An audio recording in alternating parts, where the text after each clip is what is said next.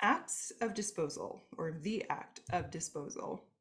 We've got options. So when we're thinking about disposal, and again, this is the broader term in terms of disposal means removing from collection and it's going somewhere else, whether that is the trash for disposal or um, somewhere like selling or a peer organization, etc. So typically for my clients, I recommend, in lieu of anything else stipulating, I recommend offering returning to the donor or the next of kin, um, especially if the particular item or archives is not necessarily like financially uh, expensive or worth a lot of money. Often there's quite a bit of sentimental value, or there can be extreme importance behind that item, maybe important cultural context, etc.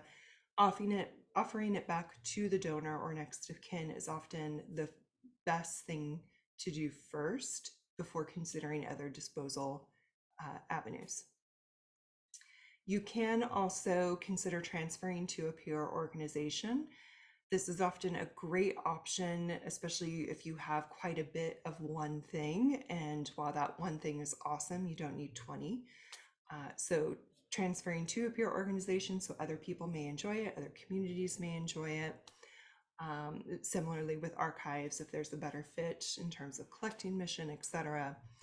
And often if there are donors or next of kin, if they don't want it back, then they're usually quite happy to hear that there's another home it could go to.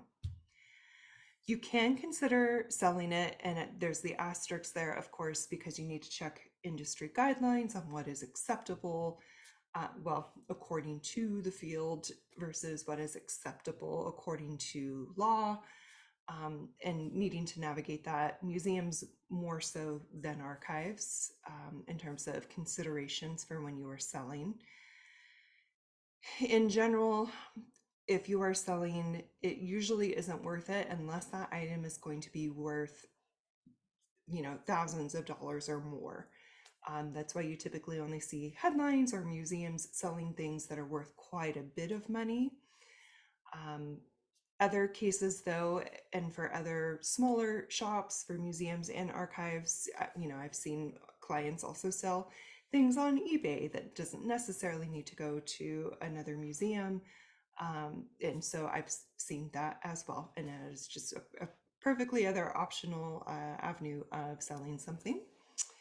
You can consider donating it. So whether it is to a different type of educational organization or perhaps moving it into your educational department. So it's moving from being like a museum object, but more so used for like research or demonstration. Um, and then also you could consider donating it like, when there's a lot of items and you don't necessarily have something of like unique museum quality. Goodwill is also a place where things can go to have another life that doesn't necessarily need to be in a museum or archives. And then finally, destroy or destruction. And it, even for us as collection stewards, it can seem unfathomable to destroy some sort of museum or archive item. However, for many of us who've worked in places for any amount of time, you will see things in the collection where just like it never should have made its way into the archives or museum.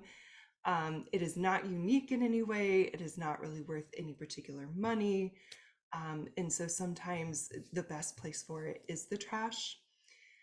There's one other caveat for destruction here that I want to highlight, and that is harmful materials. So for various reasons, museums can have content that can be traumatizing or documents trauma, can be items that are very much used either in history or today to be harmful.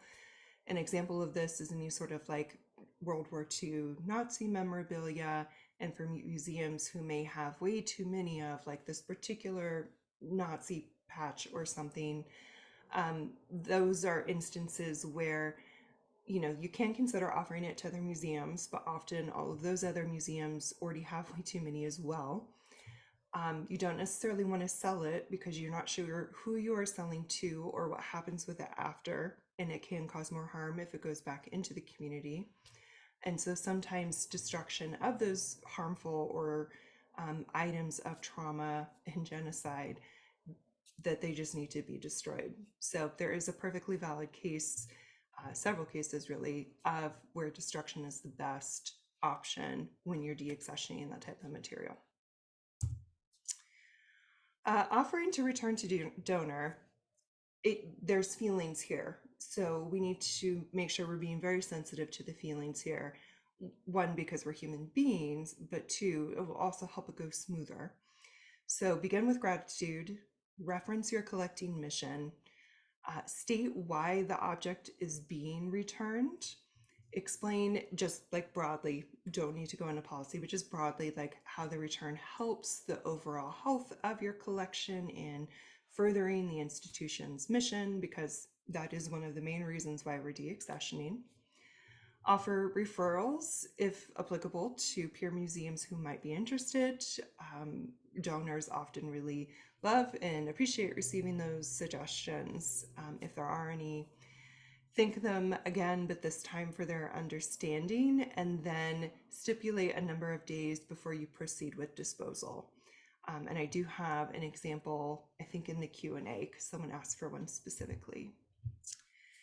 Disposal considerations. So we talked about methods. We talked a little bit about why we might consider one method over the other, or where there's a threshold for whether it's worth it or not. And essentially, there's the following to consider: the ethics behind why you're choosing that destruction method and why that may make more sense or not, the feelings involved, particularly of the people who may have experienced harm that that item represents, whether historically and or currently, the feelings of the donor, feelings of your community, etc. The environment also, depending on what the material is, and very literally considering, like, can we recycle it instead of throw it away? Who can benefit and how? So depending on, like, oh, we can donate it to this educational, etc., instead of just tossing it. So let's do that. So considering, like, can somebody benefit from it? Because of course we all want people to benefit instead of throwing it away. And then overall, with all of these things in mind, having the concept of do no harm. So whatever you are choosing to do and whatever you are selecting for deaccession and how to dispose it, choosing an option where you are as confident as possible, choosing to do no harm.